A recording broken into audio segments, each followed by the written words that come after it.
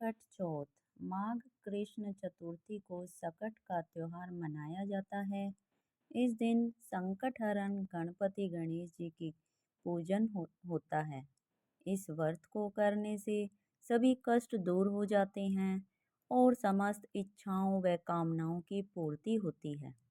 इस दिन स्त्रियां दिन भर निर्जल व्रत रखकर शाम को फलाहार लेती है और दूसरे दिन सुबह सकट माता को चढ़ाए गए पूरी पकवान को प्रसाद रूप में ग्रहण करती है।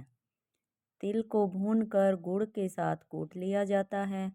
तिलकुट का बकरा भी बनाया जाता है।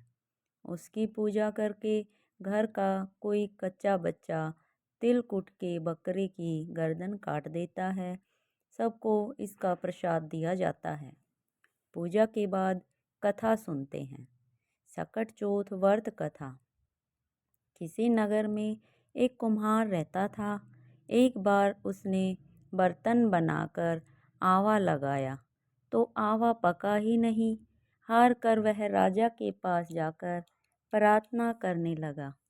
राजा ने राज पंडित को बुलवाकर कारण पूछा तो राज पंडित ने कहा कि हर बार आवा लगाते समय बच्चे की बलि देने से आवा पक जाता है।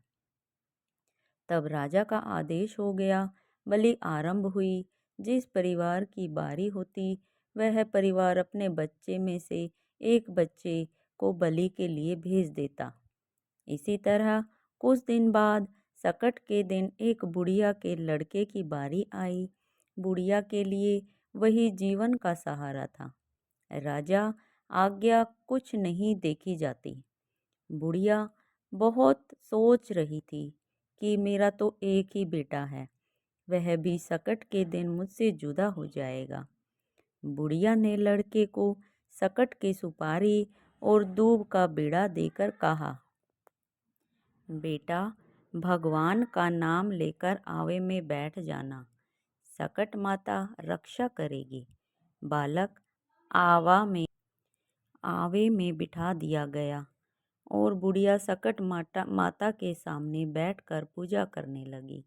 पहले तो आवा पकने में कई दिन लगते थे, पर इस बार सकट माता की कृपा से एक ही रात में आवा पक गया। सवेरे कुम्हार ने देखा तो हैरान रह गया। आवा पक गया था। बुढ़िया का बेटा तथा अन्य बालक जीवित एवं सुरक्षित थे।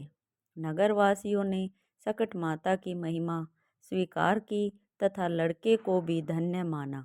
सकट माता की कृपा से नगर के अन्य बालक भी जी उठे। बोलिए सकट माता की जय हो।